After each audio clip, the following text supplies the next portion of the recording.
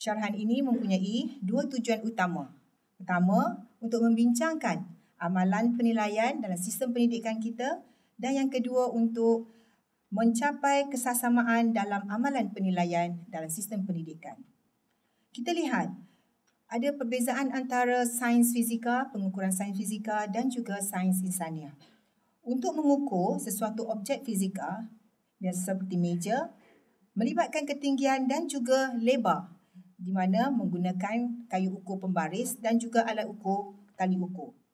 Proses ini memberi nombor yang boleh dibuat secara langsung dan juga menggunakan satu garis panduan tertentu. Pengukuran objek fisika melibatkan unit SI seperti sentimeter, meter dan kilometer di mana terdapat beberapa ralat yang boleh diukur. Pengukuran fisika juga merupakan pengukuran objek yang mana ia adalah statik dan boleh dilaksanakan bila-bila masa. Sementara pengukuran insaniah atau manusia pula merupakan satu ciri yang sangat kompleks, tidak stabil. Manusia sendiri adalah mempunyai sifat yang subjektif dari segi fizika, mental dan juga emosi. Pengukuran insaniah melibatkan sifat-sifat seperti mengukur kerisauan, mengukur kecerdasan, mengukur intelektual, mengukur kemahiran, mengukur kreativiti, mengukur keupayaan emosi, yang mana semua pengukuran ini tidak boleh dilihat dan tidak ada unit-unit yang tertentu. Dengan itu, kita perlu mewujudkan satu domain dipanggil psychometric, di mana dapat diukur tetapi secara tidak langsung, dengan cara kita memilih tingkah laku yang dilakukan oleh individu berkenaan dan membina satu konstruk yang dinamakan gagasan. Pengukuran insaniah sering dipengaruhi oleh sampel yang menjawab, dipengaruhi oleh pemeriksa yang memeriksa dan juga dipengaruhi juga oleh item soalan yang dibina. Dengan itu, latar belakang orang yang menjawab soalan juga mempengaruhi unit-unit. Dengan itu kita mewujudkan unit yang boleh diguna untuk diukur. Untuk mengukur melibatkan 3 proses. Pertama ialah menguji, kedua ialah mengukur, ketiga ialah menilai. Kita sering melakukan 3 perkara ini, tetapi kita tidak dapat membezakan apakah itu pengujian. Pengujian biasanya kita lihat perubahan tingkah laku, sama ada formal atau tidak formal, sama ada sebelum, selepas ataupun semasa mengajar. Boleh juga diuji secara bertulis, boleh uji secara pemerhatian ataupun lisan. Sementara mengukur pula, kita akan melibatkan nombor, berapa peratus pelajar kita yang telah pun menguasai pengajaran dan berapa peratus yang belum menguasai pengajaran. Bila melibatkan angka, nombor dan juga peratus, itu namanya mengukur. Hasil daripada mengukur itulah kita sebagai penilai membuat penilaian, di mana penilaian itu melibatkan nilai seorang pengukur terhadap individu yang diukur. Itulah sedikit perbezaan ketiga-tiganya. Jadi ekoran daripada ketiga proses ini timbul persoalan sekarang. Apakah yang diukur itu adalah sesuatu item yang sah, yang benar dan yang adil? Adakah item soalan itu boleh kita capai satu unit yang dikatakan unit-unit yang kita boleh pegang sebagai adil dan saksama? Oleh itu, timbul beberapa teori dan model. Teori-teori yang biasa digunakan dalam pengukuran adalah berbagai. Kita mungkin boleh bincangkan 2 teori utama di sini, iaitu teori ujian klasik dan juga teori ujian moden. Teori ujian klasik ini dipanggil Classical Test Theory ataupun diringkaskan sebagai CTT. CTT mengaplikasikan rumus X sama juga T campur E di mana beberapa ralat akan berlaku. Dengan itu, CTT menumpu kepada skor aras ujian dan dia mengaitkan skor ujian kita dengan skor sebenar. Dengan itu, teori-teori ini ada beberapa kekurangan dan juga kelemahan yang perlu kita kaji. Beberapa teori yang kita telah kemukakan untuk mengatasi kekurangan ini ialah teori moden, dipanggil teori pengesanan item, atau dalam bahasa Inggeris, teori respon item, ataupun kita selalu guna IRT. Teori ini rupanya dapat membantu kita mengenali teluk ciri item yang kita kemukakan kepada seorang manusia dan seorang individu. kerana teori ini mampu menjelaskan hubungan antara kebolehan individu dengan sesuatu item yang kita kemukakan. Dengan itu, individu ini dapat diterangkan kebolehan secara serentak dalam bentuk graf. Apakah amalan dalam sistem pendidikan kita di Malaysia ketika ini? Satu persoalan timbul. Apakah yang boleh diterangkan perbezaan individu dalam satu pemboleh ubah yang diperhatikan? Pandangan ini adalah untuk mencapai perbezaan yang terdekat antara seorang individu dengan individu yang lain, bagaimanakah perbezaan ini dapat mengurangkan punca-punca perbezaan ini akan dikaji. Dalam pengukuran pencapaian misalnya, bilangan soalan atau bilangan item mengukur penguasaan sesuatu topik yang dikemukakan oleh pengajar. Jadi, ujian mengandungi butiran-butiran item soalan yang mana dia menunjukkan tahap penguasaan. Tahap penguasaan inilah yang diberi markah.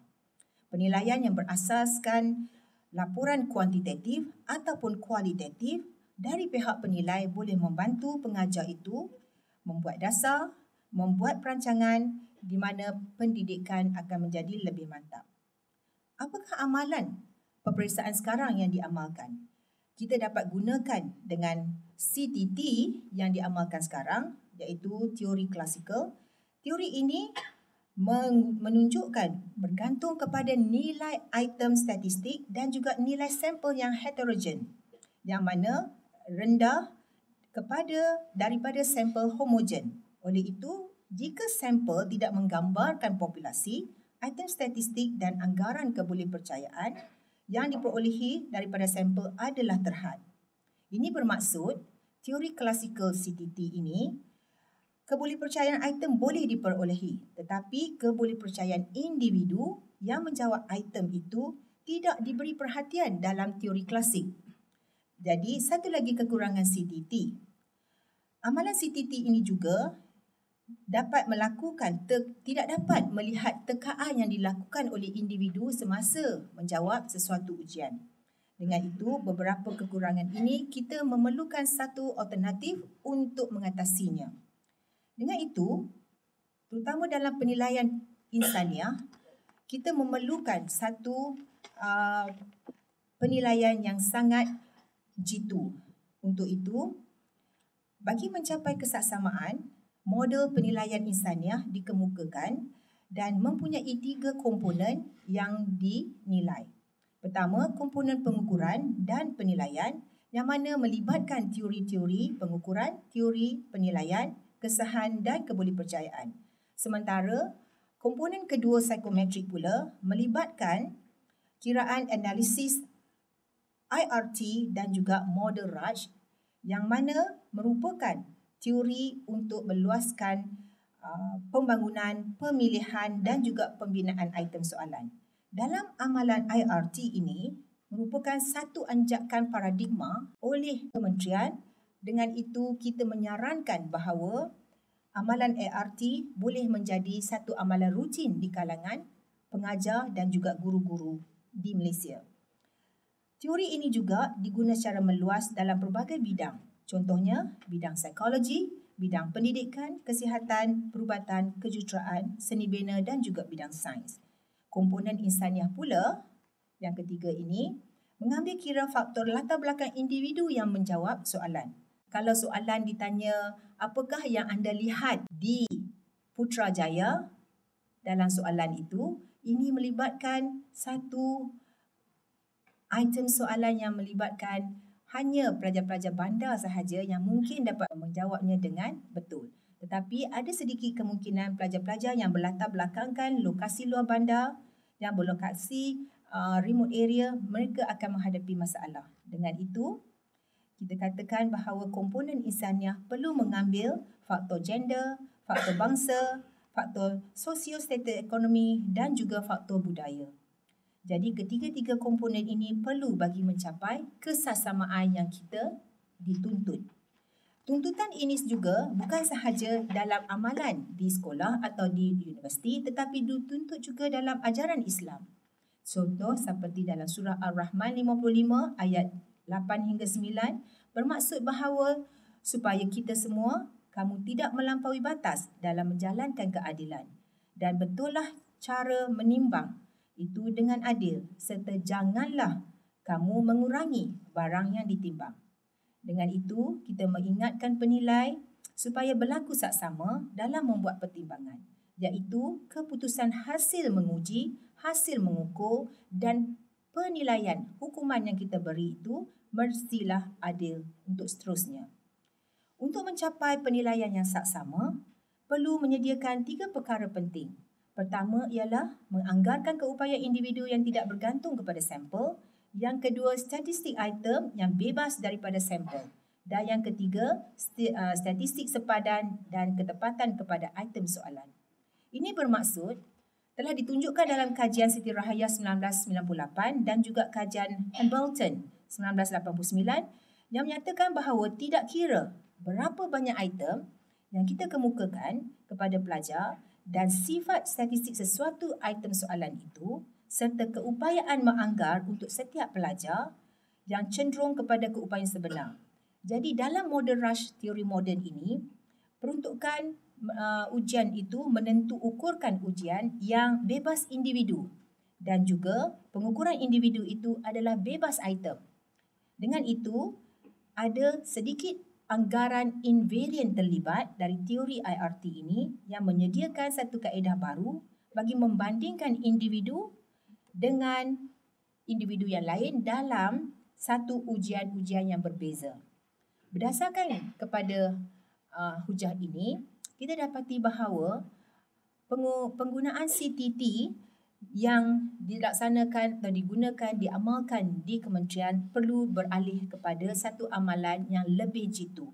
Dengan itu, penilaian yang disarankan ialah penilaian menggunakan konsep IRT ataupun model Raj yang mana kebolehpercayaan item dan kebolehpercayaan individu dapat dikenal pasti secara serentak dengan kepayahan atau kesukaran item. Pengukuran insaniah melalui model Raj. Ini dapat ditunjukkan dalam satu analogi yang mudah supaya kita dapat memahami bagaimana model Raj boleh berfungsi, iaitu pengukuran individu, kebolehan individu dan kesukaran item yang diukur pada satu skala tunggal yang ditunjukkan dalam pembaris itu. Ini dapat ditunjukkan dengan mengukur contoh tahap kesukaran aktiviti dengan tahap tenaga individu itu. Pengukuran secara serentak ini adalah lebih saksama kerana ia menggunakan skala pengukuran yang sama, yang tunggal. Jadi, kita lihat di sini contoh untuk aktiviti mudah seperti bangun tidur adalah sukar bagi individu yang mempunyai tahap keletihan yang tinggi. Sementara, jika tuan-tuan lihat, aktiviti sukar seperti bersukan, ia adalah mudah bagi individu yang mempunyai tahap keletihan yang rendah. Jadi hasil inilah kita dapat membuat pemetaan individu dan item. Individu, item bermaksud individu di sebelah kiri dan item yang kita kemukakan sebelah kanan. Jadi dengan ini pemetaan individu dan item dapat menunjukkan satu rangka kerja yang serentak yang sesuai pada satu skala yang sama. Jadi garisan ini di atas peta tu, di atas graf kita menunjukkan bahawa individu cemerlang di bahagian atas dan individu yang lemah di bahagian bawah. Sementara item yang sukar di bahagian atas dan item yang sangat mudah di bahagian bawah. Dengan itu, logik yang digunakan, unit logik yang digunakan adalah sama dan setara. Jadi amalan sebelum ini dua unit yang berbeza untuk individu dan juga untuk item. Jadi dengan dapatan kajian ini kita dapati bahawa unit individu dan unit item disetarakan pada satu skala yang sama. Ini dapat ditunjukkan dalam kajian saya bersama dengan rakan-rakan dalam Malaysian Generic Skills Inventory pada tahun 2009. Penanda arasan juga dapat dilaksanakan dalam model Raj. Ini ditunjukkan dalam satu indeks kreativiti dalam kajian Siti Rahaya bersama dengan Aisyah dan juga beberapa rakan-rakan yang lain. Dalam kajian kreativiti dan juga inovasi, didapati dikategorikan kepada 3 kumpulan tahap kreativiti. Kreativiti yang berdaya tinggi adalah pada tahap lebih 2.5 logik, sementara individu yang berkreatif sederhana pada tahap 1.0 hingga 2.5 Dan yang berdaya kreatif rendah kurang daripada 1.0 logik. Jadi di sini juga kita dapat lihat item juga dikategorikan kepada 3 kumpulan, iaitu item sukar, item sederhana dan juga item mudah. Pengukuran Rush ini sebenarnya berjaya mengenal pasti penanda arasan dan juga dapat membandingkan tahap kreativiti secara serentak. Instrumen satu lagi yang ingin saya kongsi dengan tuan-tuan dan puan-puan ialah instrumen ujian kerohanian, di mana telah melibatkan 4 konstruk yang telah diukur dalam kajian Azmah dan Siti Rahayah 2002. Dalam kajian ini, 4 konstruk yang dilihat, konstruk solat, akidah tauhid, penghayatan ibadah dan akhlak, telah dilaksanakan ke atas 1,800 pelajar di sekolah menengah. Hasil kajian menunjukkan bahawa indeks pengasingan individu pada tahap 2.34 dan indeks pengasingan untuk item ialah 3.54. Jadi indeks inilah yang mana duduk dalam keadaan yang baik pada lebih daripada 2 indeks logik. Bagi mereka yang meneka dalam sesuatu ujian, kita dapat juga kenal pasti dengan sedikit analogi yang saya berikan di sini. Slide ini menunjukkan bagaimana kesesuaian statistik, infit dan outfit. Kita dapat lihat bahawa kalau outfit berlaku dalam sesuatu soalan yang dikemukakan kepada pelajar, maka berlakulah misfitting. Sama ada pelajar kita itu meneka ataupun berlaku kecuaian. Contohnya di sini, 5 soalan di sebelah kiri adalah soalan mudah dan 5 lagi soalan di sebelah kanan adalah soalan sukar. Jika individu itu menjawab soalan mudah dengan betul, ini bermakna individu itu memanglah sama ada dalam keadaan cemerlang atau pada tahap sederhana ataupun mungkin dalam tahap lemah.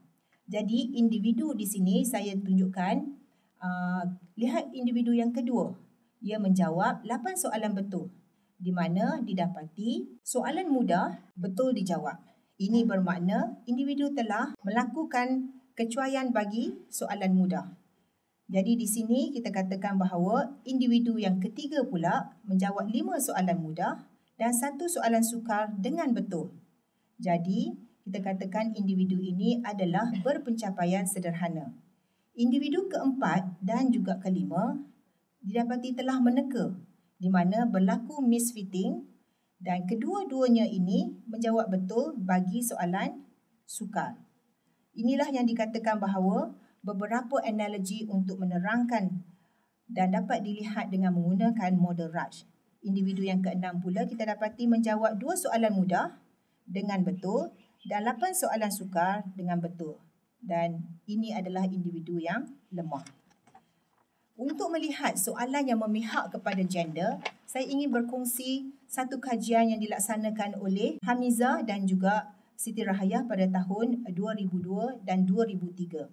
Antara kajian ini menunjuk berkaitan dengan perbezaan dari segi gender yang menunjukkan bahawa pelajar lelaki mendapat kelebihan dalam soalan-soalan yang bukan rutin, yang mana berbentuk grafik, dan kebezaan kefusian item, nilai GDIF ditunjukkan di situ, iaitu nilai Gender Differential Item Function adalah merupakan nilai kebezaan kefusian item mengikut gender. Nilai ini didapati memihak kepada satu kumpulan sahaja, iaitu nilai GDIF yang rendah adalah mudah bagi satu kumpulan, sementara nilai GDIF yang tinggi adalah sukar bagi kumpulan yang lain. Sebagai contoh, soalan G1, graf 1 atau grafik 1, nilai GDIF-nya ialah tolak 0.03. Bagi pelajar lelaki ialah 0.73 bagi pelajar perempuan. Dengan ini, perkara yang sama bagi item G2, kalau tuan-tuan lihat GDIF-nya ialah tolak 2.01. Dan bagi pelajar lelaki, GDIF-nya ialah tolak 0.86 bagi pelajar perempuan. Ini bermakna kedua-dua item soalan yang bukan rutin, bentuk grafik, mudah dan memihak kepada pelajar lelaki berbanding dengan pelajar perempuan. Kita lihat lagi bagi pelajar perempuan. Didapati dalam kajian ini, item T1 mempunyai nilai GDIF 0.12 bagi pelajar lelaki dan tolak 0.55 bagi pelajar perempuan. Perkara yang sama juga bagi item T2, Nilai GD didapati 0.76 bagi pelajar lelaki dan tolak 1.43 bagi pelajar perempuan. Jadi ini bermakna kedua-dua item ini yang berbentuk teks adalah mudah bagi pelajar perempuan berbanding dengan pelajar lelaki. Sementara bagi sekolah yang berlokasi di bandar pula, kita dapati bahawa GD menunjukkan item soalan bukan rutin yang berbentuk grafik, kemahiran, bentuk dan ruang dan hubungan lebih memihak kepada pelajar lelaki yang bersekolah di bandar. Sementara item rutin berbentuk teks, berbentuk pengetahuan dan nombor lebih memihak kepada pelajar perempuan yang bersekolah di bandar. Jadi kajian pencapaian matematik ini yang bertaraf SPM menunjukkan bahawa item soalan yang bukan rutin, tidak ada dalam buku ulang kaji, yang tidak pernah diajar di dalam latih tubi guru, yang berbentuk grafik, yang berbentuk dan ruang, memihak kepada pelajar lelaki yang bersekolah di luar bandar. Sementara item yang berbentuk rutin bermakna latih tubi yang dibuat daripada buku latihan semua, mana berbentuk teks, berbentuk pengetahuan, nombor, kemahiran dan hubungan, memihak kepada pelajar perempuan bersekolah di luar bandar. Sementara bagi sekolah jenis campur, didapati pula contoh satu lagi soalan bukan rutin dan juga bentuk dan ruang memihak kepada pelajar lelaki yang bersekolah jenis campur. Sementara item rutin berbentuk teks, pengetahuan, nombor, kemahiran dan hubungan memihak kepada pelajar perempuan yang bersekolah jenis campur. Sekarang kita lihat pula bagi sekolah jenis satu gender. Apakah kesannya? Didapati soalan yang bukan rutin, lagi sekali bukan soalan daripada buku teks atau buku ulang kaji, yang berbentuk grafik, pengetahuan, kemahiran, bentuk dan ruang dan hubungan memihak kepada pelajar lelaki yang bersekolah satu gender. Jadi, sementara pula soalan yang berbentuk teks, berbentuk nombor, bentuk dan ruang memihak kepada pelajar perempuan yang bersekolah satu gender. Jadi hasil penyelidikan ini, kita dapati bahawa peperiksaan matematik bagi taraf SPM, pelajar lelaki lebih baik bersekolah jenis satu gender. Sementara pelajar perempuan didapati lebih baik bersekolah jenis campur. Jadi ini ada satu yang kita kena fikirkan. Begitu juga bagi bangsa. Ya, bagi div bangsa juga kita dapati bahawa div bangsa kita dapati antara bangsa Melayu, Cina dan India, kajian Nur Azahin dan Siti Rahaya 2007 mendapati bahawa menggubal item soalan bersesuaian juga dengan 3 kumpulan bangsa. Bila kita lihat bangsa Melayu, Cina dan India, kita dapati bahawa hasil kajian menunjukkan terdapat beberapa item memihak kepada satu bangsa sahaja. Contohnya, kita lihat dalam data ini, menunjukkan bahawa item C205, V itu nilai div. Div ialah differential item function, yang mana 0.12 dijawab bagi pelajar Melayu dan tolak 0.55 bagi pelajar Cina. Nilai ini bermakna C205V ini mudah dijawab oleh pelajar Cina. Item S195 pula mempunyai nilai div tolak 0.03 bagi pelajar Melayu dan 0.73 bagi pelajar Cina berbanding dengan pelajar Melayu. Ini bermakna S195 ini mudah dijawab oleh pelajar Melayu berbanding dengan pelajar Cina. Begitu juga bila kita lihat item S197. Nilai div 0.12 pelajar Cina dan tolak 2.71 bagi pelajar India. Di sini juga menunjukkan bahawa S197 lebih mudah dijawab oleh pelajar India berbanding dengan pelajar Cina. Jadi bila trend ini kita dapati dalam 60 soalan objektif, 5 soalan struktur dan juga soalan panjang, kita dapati bahawa trend ini perlu diberi perhatian. Kita lihat pula bagi isu interrata. Bagi membincangkan isu interrata pula, amalan sekarang di sekolah ataupun di universiti, kita dapati bahawa kita menggunakan seorang rater sahaja bagi memberi markah, katakan kepada 100 kertas projek. Rater kedua pula mungkin akan memilih secara rawak 10% daripada keseluruhannya dan memeriksa semula. Kualiti rater memberi markah ujian performan ini biasanya tidak seimbang kerana terdapat penilai yang kadang-kalanya tersangat tegas, strict ataupun yang sangat pemurah, lenient. Jadi dengan itu pemberian markah kadang menimbulkan tidak boleh mencapai satu konsistensi antara rater. Jadi dengan itu proses inter-rater perlu dilaksanakan. Inter-rater yang berat sebelah ini akan melakukan bias interaction antara satu rater dengan rater yang lain. Dengan itu kita kata ketidakadilan timbul di sini. Jadi untuk mencapai kesamaan dalam memberi markah ujian pencapaian berasaskan sekolah atau apa-apa ujian yang lain, kita dapat melihat perlu adanya rater ataupun inter-rater yang memberi markah. Untuk mencapai kesamaan ini, kita sarankan guna model Raj di mana lebih daripada seorang inter-rater membuat penilaian dan akhirnya mencapai nilai Raj-Cohen-Kappa. Nilai Raj-Cohen-Kappa ini adalah merupakan peratus persetujuan antara raters-raters yang sedang memberi markah. Isu subjektiviti ini selalunya timbul semasa memberi markah disebabkan kepelbagaian latar belakang inter-rater itu sendiri. Jadi amalan inter-rater dapat digunakan dalam penilaian-penilaian berasaskan sekolah. Sebagai contoh, pemberian markah untuk projek atau folio atau kerja lukisan atau kerja seni. Ia akan melibatkan faset antara situasi pengujian yang menyumbang kepada perubahan terhadap skor pelajar. Kaedah ini memerlukan individu mempamerkan kemahiran, melaksanakan sesuatu tugasan dan juga siri-siri tugasan yang dinilai. Pengukuran yang perlu dibuat melalui rangkaian pembuktian seperti penilaian kendiri, penilaian rakan sebaya, penilaian guru ataupun penilaian daripada pengguna sendiri. Dalam mengamalkan inter-rater ini, melibatkan nilai Raj-Cohen-Kappa seperti yang ditunjukkan dalam kajian Nur Rashikin dan Siti Rahayah 2011, di mana kajian ini telah dilaksanakan ke atas 571 pelajar matrikulasi dengan menggunakan 53 inter-raters.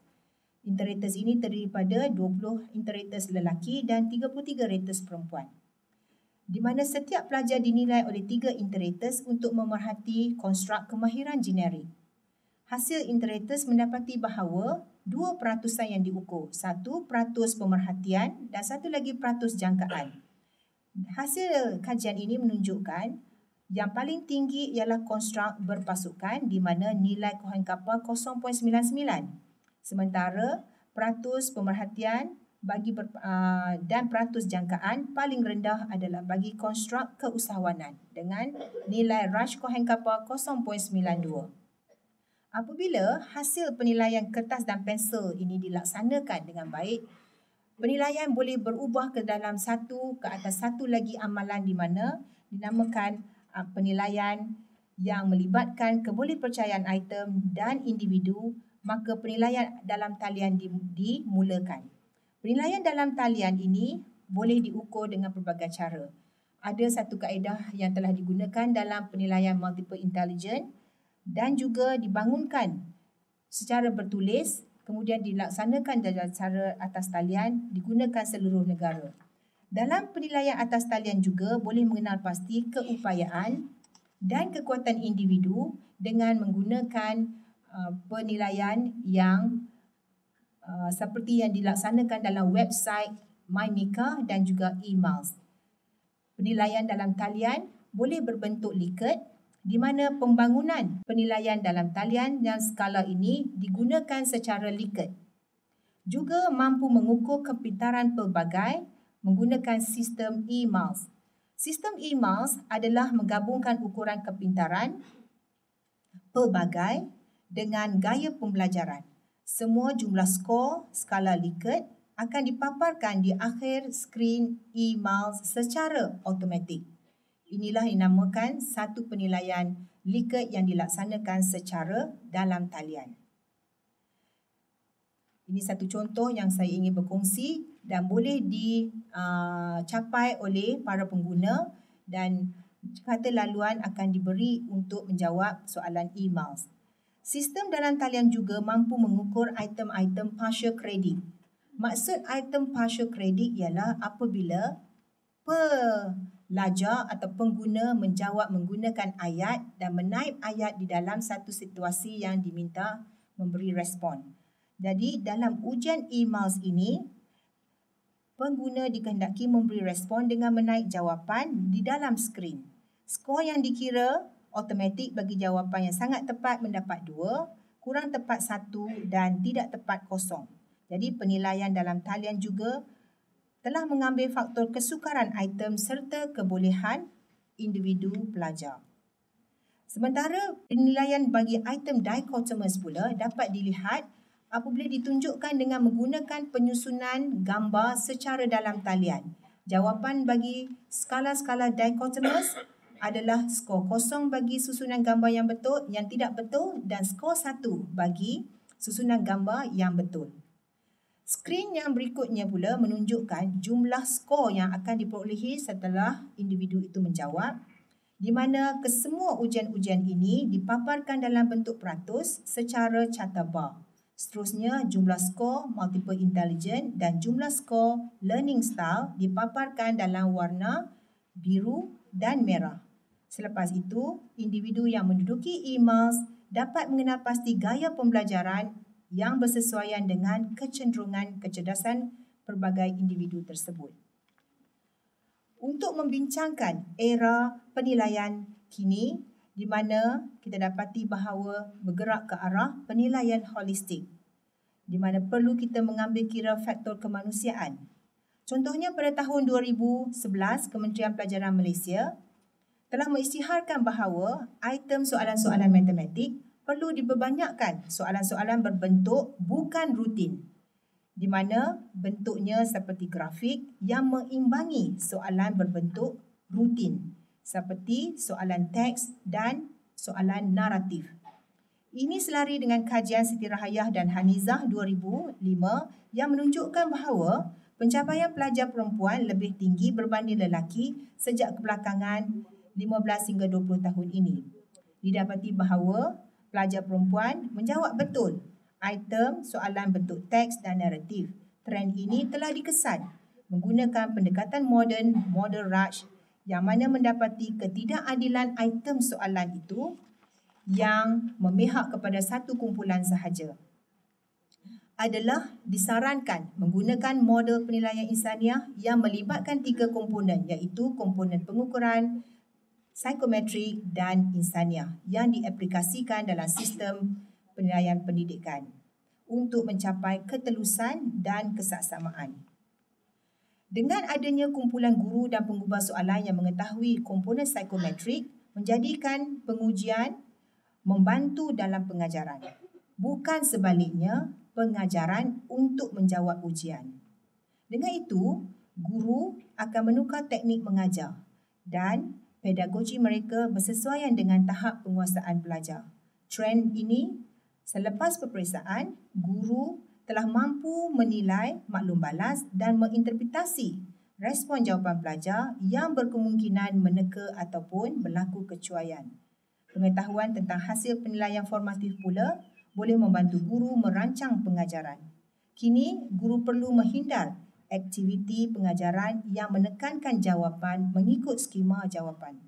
Ini merupakan satu amalan yang kurang tepat kerana ia membantut kreativiti dan inovasi di kalangan pengajar itu sendiri dan juga pelajar-pelajar kita.